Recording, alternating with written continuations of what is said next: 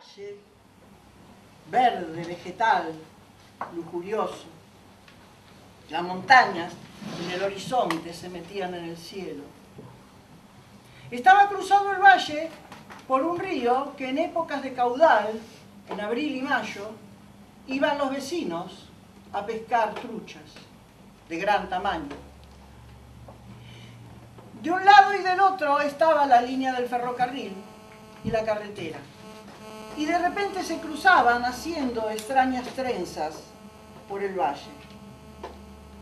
En ese valle había plantado maíz, se oían los encerros de las vacas, el lejano silbato del tren, algún coche en la carretera. Lucas era hijo de un hombre muy malhumorado, huraño, casi malo, que vivía atendiendo una casona, una finca que estaba ya en mucha decadencia.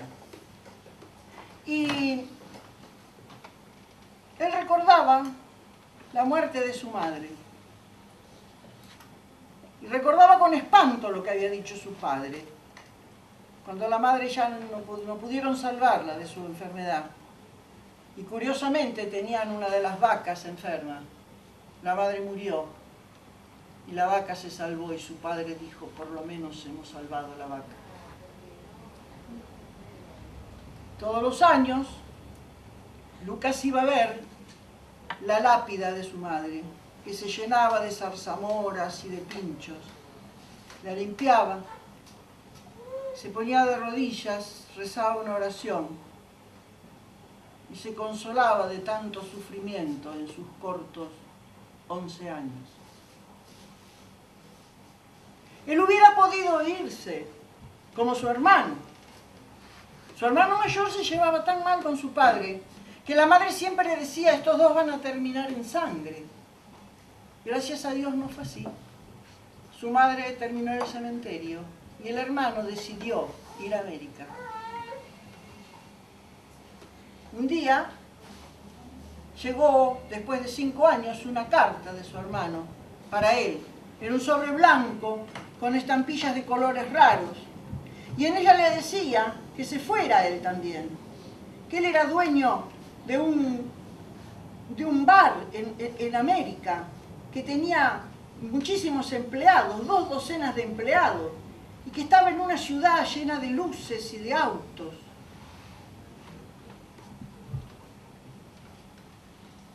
Él esa noche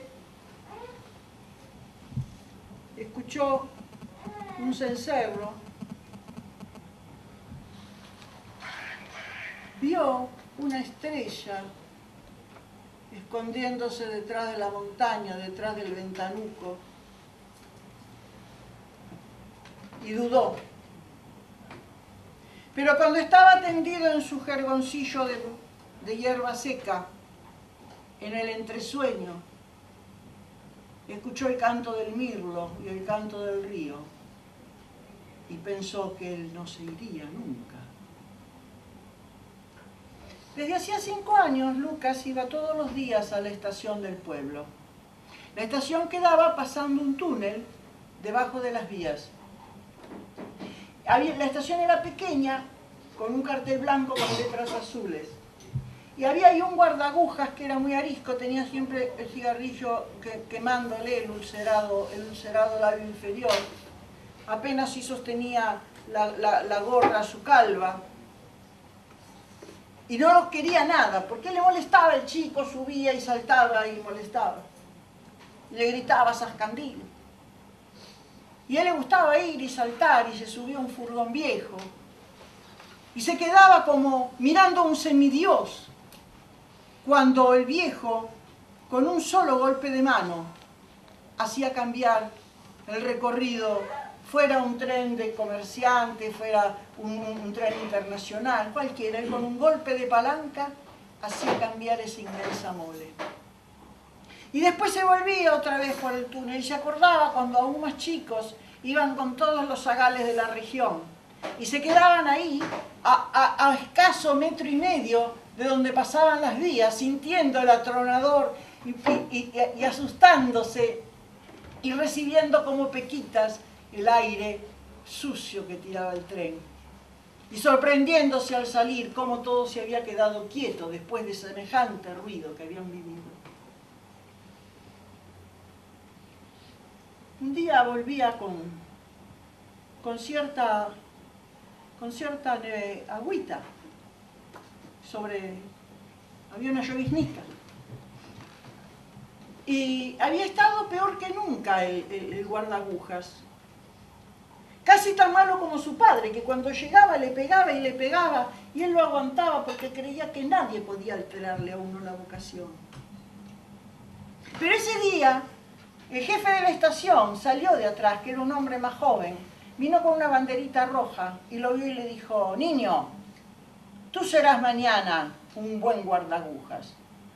Lucas estaba deslumbrado y hubiera querido pasar de sus 11 a sus 20 años con un movimiento de manija como movía los trenes. Cuando llegó a su casa le llamó la atención verlo a su padre sonriente y agitando un sobre blanco con estampillas de colores. Y tuvo un extraño presentimiento. Escribe a tu hermano que nos vayamos con él a América, que tiene un bar con 2 docenas de camareros, en una ciudad con muchas luces y automóviles. Él se imaginó en una ciudad adentro de un traje con una corbata roja con lunares blancos. Estaba anocheciendo. No había luz dentro de la habitación, solamente el rescoldo del fuego los iluminaba. Por la ventana entraba la bucólica paz del valle. Todavía se veían los sembrados. Escuchó a lo lejos un birlo y el río y el pito del tren. Y sintió que su padre estaba anhelante, esperando, que decía. Entonces Lucas, atemorizado, se miró las alpargatas rotas y sucias.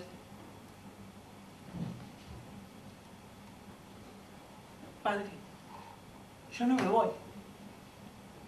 Yo me quedo a vivir acá para siempre.